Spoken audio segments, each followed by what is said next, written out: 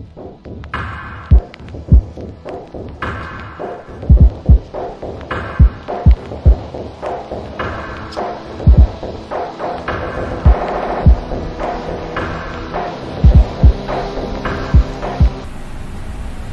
viewers, welcome to Dailies on TVRC.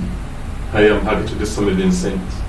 Joining me in the studio this morning is Felicia Chinyere Ibere. And here with me is the Vanguard newspaper and the Nation newspaper. With me is the Punch newspaper and the Dailies Post. From the front page of the Punch newspaper, Kuje invasion. ISWAP claims responsibility. Freeze Cardinal train attack masterminds. Still on the Punch newspaper. British Prime Minister to resign as Conservative leader. UK Education Minister quits after 2 days in office. Still on the front page of the Punch newspaper. Vote buying. Osun traditionalists to administer oath on members. Politicians dividing Nigeria with ethnicity, says Northern Elders Forum. ASU, Rivers, NLC differ over planned solidarity protest. Still on the front page of the Punch newspaper. Lagos neighborhood officer blinds party goer. Agency disowns suspect. Amid convoy, Kuje attacks. Buhari jets out again. Rising subsidy will stop states from paying salaries, says governors. Still on the front page of the Punch newspaper. Lagos airport runway shuts. Airlines predict flight delays.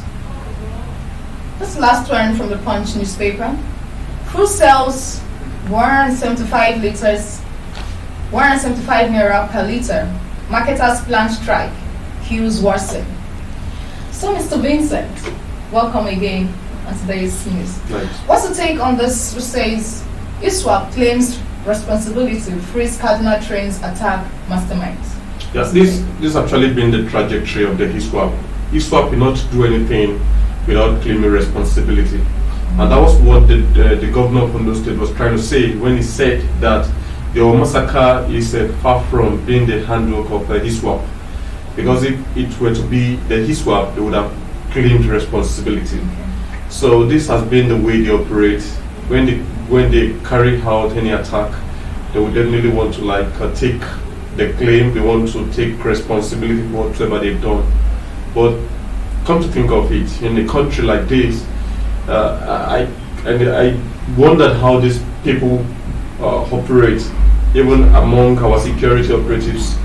We have, in this country we have army barracks virtually in every state in Nigeria, and this ISWAP, they still parade themselves. They unleashed mayhem on the general populace, and I don't know. It's only God that can. I don't want to put everything on God. That only God will come and intervene in that situation, because they keep kidnapping people. Kidnapping has become their business, and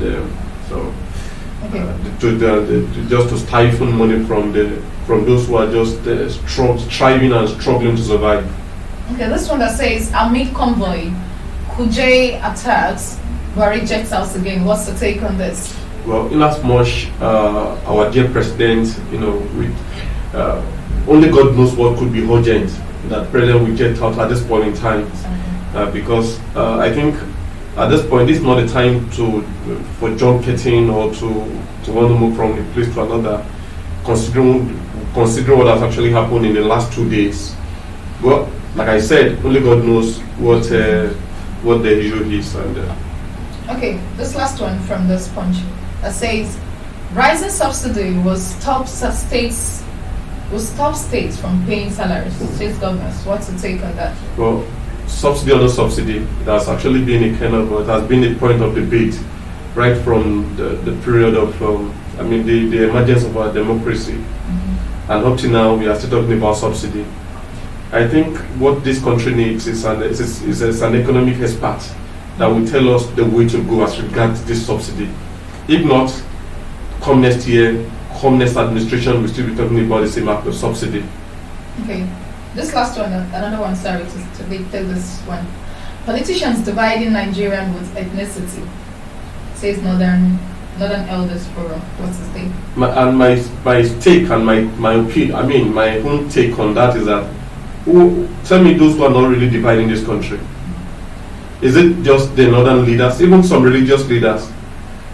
So, they could only be saying that tongue in cheek by saying that ethnicity, whatsoever. I mean, what's it again? Can you read it again? Said politicians dividing Nigeria with ethnicity, says Northern Elders Forum. Well, in my opinion, I think it goes beyond the politicians. Okay. It is those who are in the community that will rise to become a politician. And don't forget, we are all products. When you look at the social structure, when you look at the agent of socialization, we have the family, we have the religious institution, we have school, we have all this.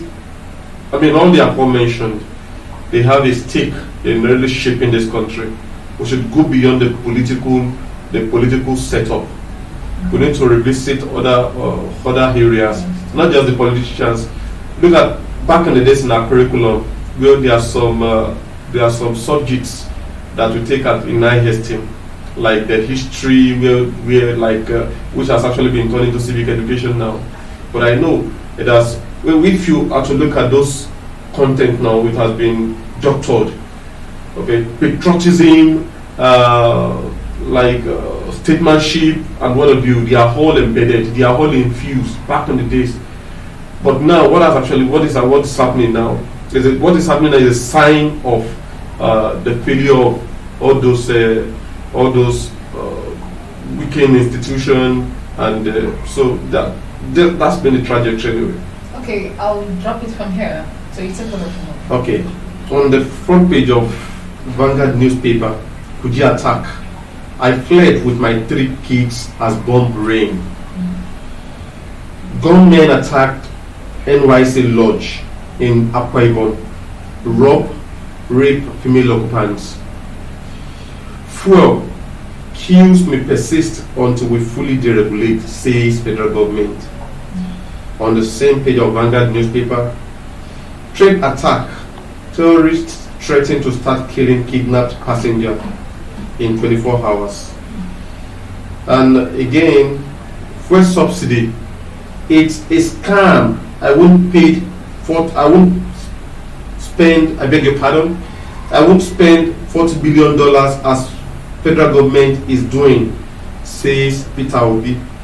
Anyway, let's comment from that pedestal. I mean, let's kick off from that. Okay. The last one.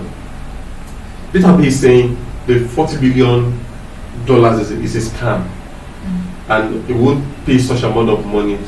Such humongous amount of money. What's your take on Peter Obi? Do you think Peter Obi is trying to show the general populace that, say, this government, they've done more harm than good?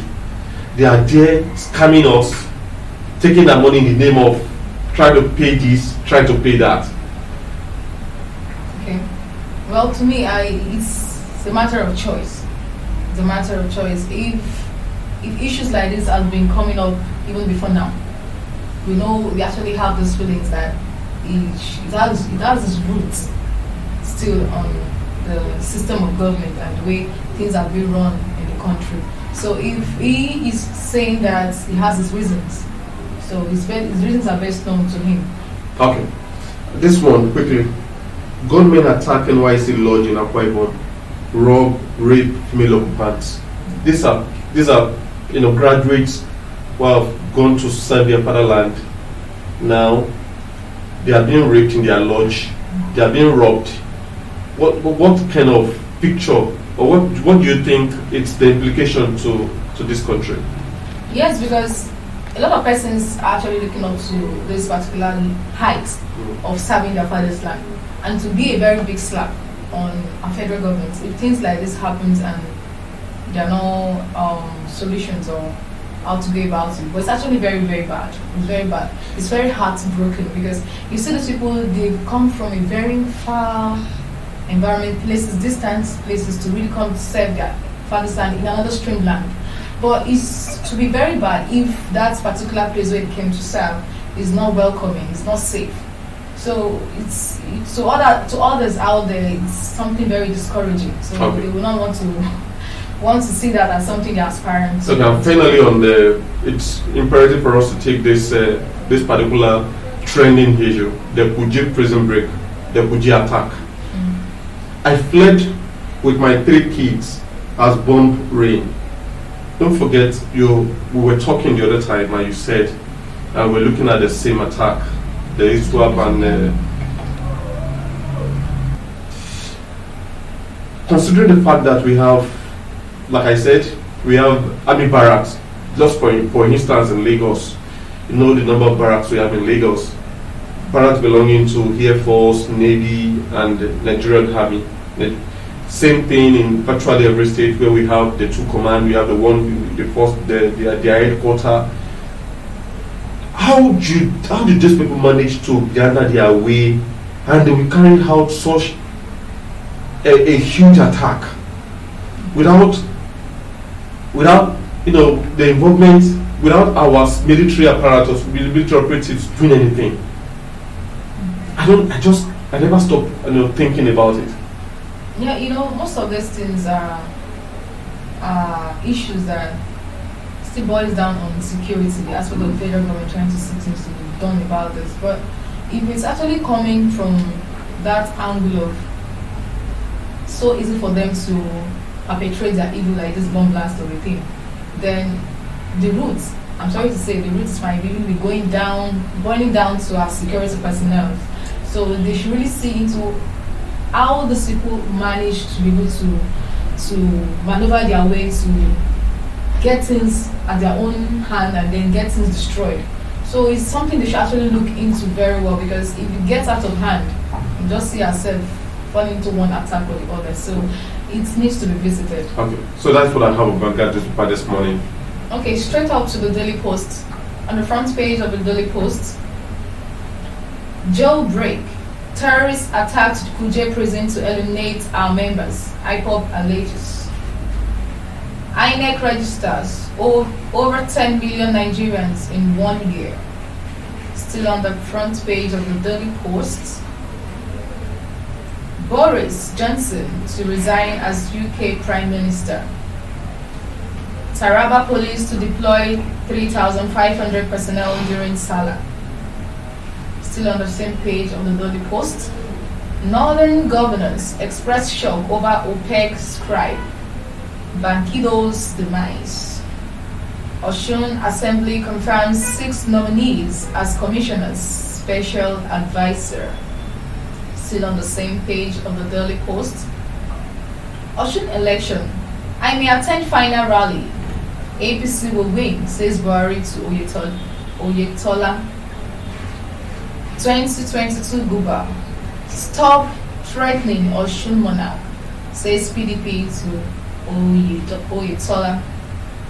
This last one says, Okowa. Panel asked to shortlist not select Atiku's running mates, says PDP group. So, Mr. Vincent, what can you say about this Okowa panel asked to shortlist not select Atiku's running mates? What's your take on that? Well, there's a kind of dicey. We are hearing different opinions. I mean, this last one is quite different from the opinion of the governor of Benue State, Governor Hotop, that says that the kind of committee was inaugurated to look into, to pick 3 viable candidates, and according to him, he said they put it into a kind of a contest. It was set in a contest where Governor of Rivers State, Governor Wike, scores, I think, 14 points there, about something like that, among the 17 members who participated in that contest. So this kind of different information coming from right and left, I don't think is good for the People's Democratic Party. That happens to be the leading opposition party.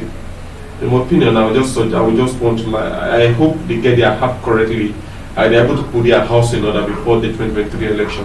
Okay, this one says Ocean election. I may attend final rally. APC will win. This Buhari to Oyetola has to take place. Well, don't forget the incumbent governor of that state is from All Progressive Congress. That's the same party with the president. So in as much they belongs to the same party, yeah, he has every right to be there, either before the final or the final, whichever one. So it's his right to support his fellow party man to emerge as the governor. Okay. Don't forget, but he must be, well, it's his right anyway. There's nothing like he must be there. So you just have to be there to support him. Alright, this last one says CVR. INEC registers over 10 million Nigerians in 1 year. What's the take? But that's a good news. But the point is, have they been able to tell us the number of PVC they have, in their custody? Okay. And not even retrieving PVC now. I mean, collecting PVC has become a kind of a nightmare to so many Nigerians. Where you see them in front of the INEC offices, days upon days, and they are unable to get their PVC. So we only want to admonish and urge them to make the collection process easy so that they will be able to dispense all those PVC within their dispositions. Okay, that's all from the Daily Post Nigeria. Okay, on the front page of The Nation, still on Kuje prison attack. 64 Boko Haram suspect escape after attack. Bakindo was a national asset, says Buhari as he mourns. Again on the front page of The Nation, abductors again threaten to kill train attack victims. And finally, I will make a difference, says Umana. Mr. Berry, let's take a look at this abductors' threat. The threatening to kill the train victims that they have within their custody. Do you think this is a good omen? I mean, do you think this is going to? Do you think they are just giving out this threat, issuing out this threat, empty? I mean, they are giving out the kind of empty threats, or do you think they are serious about it? Yes, to this point, you cannot just utter an empty threat, because to them they have an end point, like what they aim to get. So for them to place such threats, I feel it's something they are capable of doing, because if before something there's always be a reaction, there will always be an action. So that reaction will actually bring fear to people. And then to me, I feel it's something they're actually serious about. So because they have their aim. But it's good. We hope they don't really do something like that. We hope they don't do. Okay. Because these are human lives. Okay, so let's take a look at. We cannot but revisit this Kuje prison attack. Now let's look at the motive. According to The Nation this morning, says that 64 Boko Haram suspects escaped after the attack. Do you think the motive behind the attack is to really free this Boko Haram suspect? To a large extent, or to a large degree, a lot of persons would think that way, because what would actually come up at that particular point, at that particular set. So there are a lot of mixed feelings about that. So it could be. And so, don't you look at that? What do you have to say about the level of intelligence? Are you saying the security operatives have not been able to gather enough intelligence that something may just be going down any moment soon? Or do you think they perceived it and they were so nonchalant about it? Well, because this kind of attack should not just happen without them having him feeling that something is about to go down. Yes. To that point, I believe that is what it actually results to, because intelligence in that particular prison should be able to perceive this going to happen, because if you have a number of these terrorists in a particular case, there's this feeling that you should have as an intelligence that these people might have plans outside. There is also outside they might have plans to want to rescue those ones. So they look for means that they can. So they should have been prepared before this. So they should also be called to order about this. All right, viewers at home, many thanks for watching. This is our show for today. Do join us next time, same channel. Bye for now. Thank you.